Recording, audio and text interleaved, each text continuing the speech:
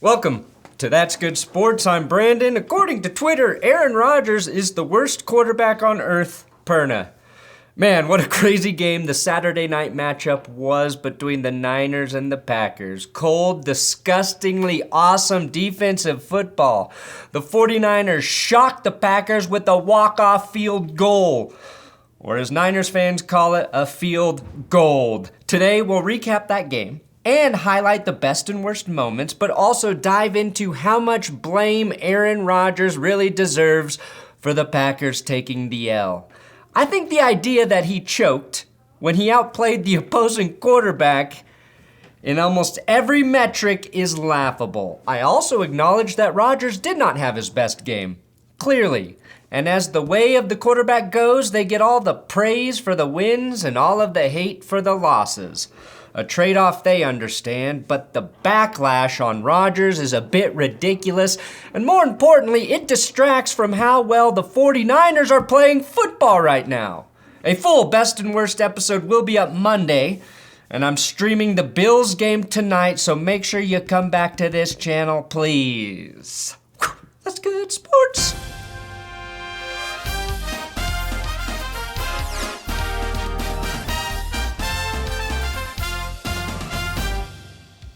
Hey, please subscribe to this YouTube channel. It's not a complete waste of your time. Also, I opened up the YouTube membership, so if you want to subscribe to the membership program through YouTube, you have access to badges, emotes for the streams, and all $9.99 tier members get access to our monthly Zoom meeting that was previously only available through Patreon. So if you want to come hang out with me once a month in a Zoom meeting, you can do it through the memberships. And Braden Rubleski joining the Hall of Fame level tier member. Braden, you get a shout out, you Hall of Fame classy son of a gun. Thank you for the support, man. Thank you. Before I jump into the best and worst, the number one reason you cannot blame Aaron Rodgers for choking is because I cursed the Packers in my power rankings episode. So I don't know if this mother liquor even works.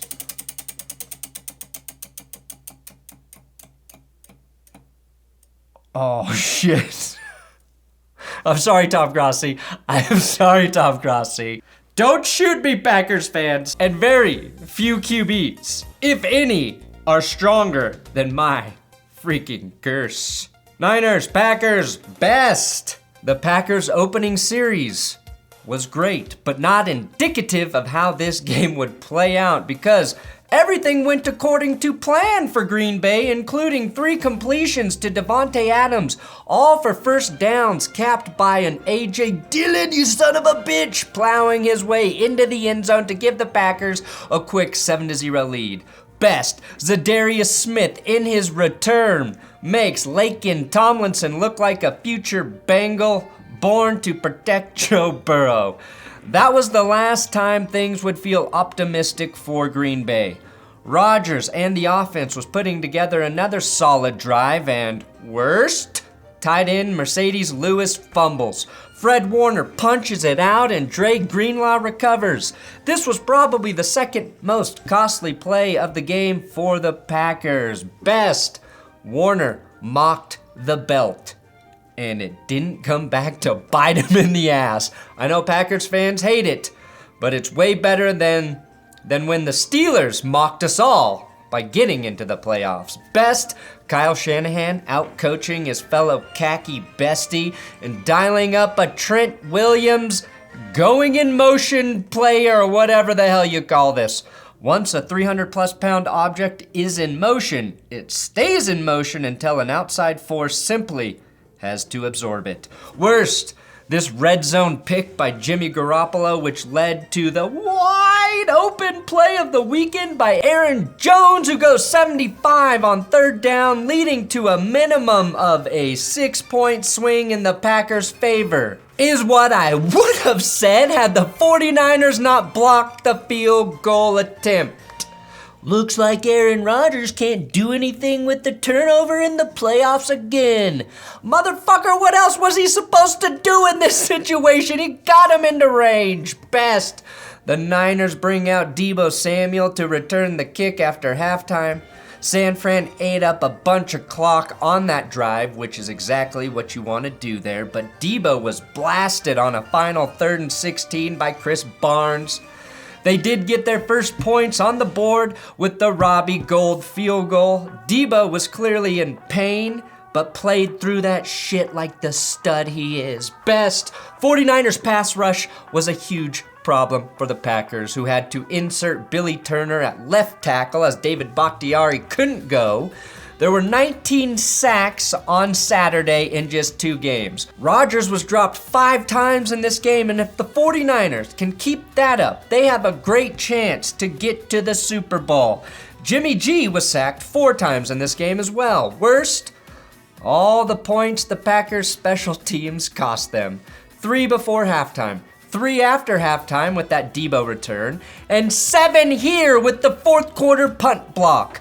Throw in at least 3 from the Mercedes Lewis fumble, and the Packers dick themselves out of a minimum of 16 points. Credit the 49ers defense, though, for being clutch as hell. I think 3 of their sacks came on 3rd down and or stopped a Green Bay drive.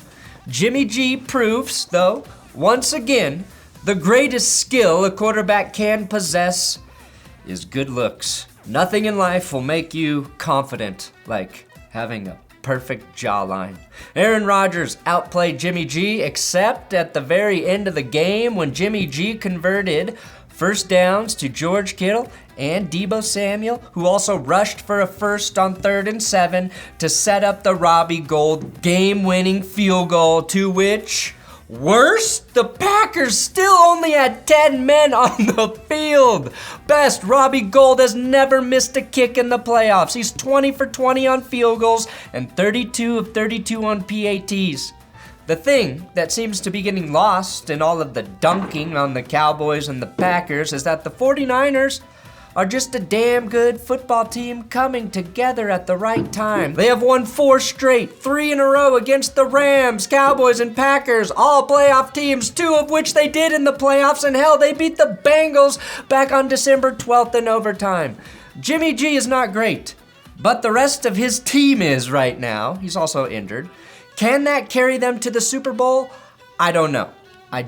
What I do know is that this loss was not all Aaron Rodgers' fault. The narrative that he's a playoff choke artist is so fucking lazy it makes me sick. If you want to argue he didn't do enough to help his team win, that's fine, but neither did Jimmy Garoppolo, really. Only Joe Burrow exceeded expectations on Saturday, in my opinion, and he didn't throw a touchdown in a win either. The playoffs are about team performances, whether we like it or not.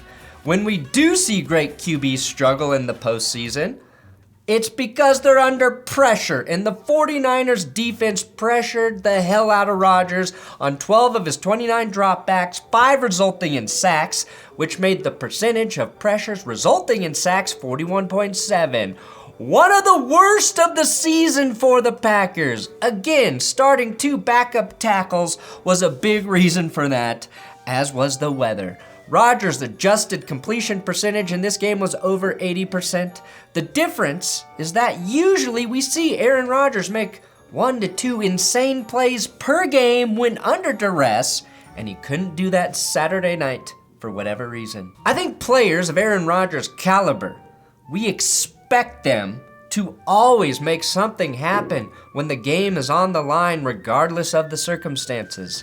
Green Bay, on their final series, was flagged for an illegal man downfield, backing them up right away.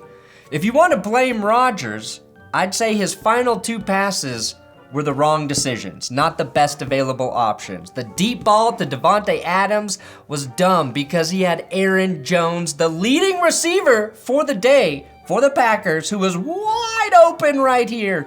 Jones had 9 receptions in this game, but none in the final 2 series. The 49ers got Deebo Samuel the ball late, and the Packers should have featured Jones while Adams was getting double-teamed harder than Ashley Adams. But again, can we credit the 49ers' final drive? They ate up all 3 minutes and 21 seconds of clock, unlike so many teams before them. They were smart enough to not give Aaron Rodgers one last chance in this game. So to answer the question, no, this loss is not all on Rodgers, but yes, he could have made maybe 2 better decisions in this game that would have led to a win. But that's every quarterback, every week. And yes, the freezing ass temperature disrupted the timing, players' ability to get open, and Aaron Rodgers' ability to move effectively to avoid sacks. That cold was an equalizer, which is not an excuse for losing, but it affected the game. Aaron Rodgers and the Packers exceeded expectations this year, in my opinion, and Aaron was the #1 reason why. But when you get to the postseason, any and all of your team's weaknesses will be exposed and magnified. And for Green Bay, that was maybe one of the worst special teams performances I've ever seen in my life. And I've watched the Broncos for the last couple years. Which, Aaron, should be your #1 priority this offseason. Coming to Denver, baby. You'll never lose to the 49ers in the playoffs if you're a Bronco. I guarantee that. Thanks for watching That's Good Sports. Again, please come back tonight for the Bills-Chiefs game stream, and the full best and worst will be up on Monday as usual. And subscribe. Come on, do it.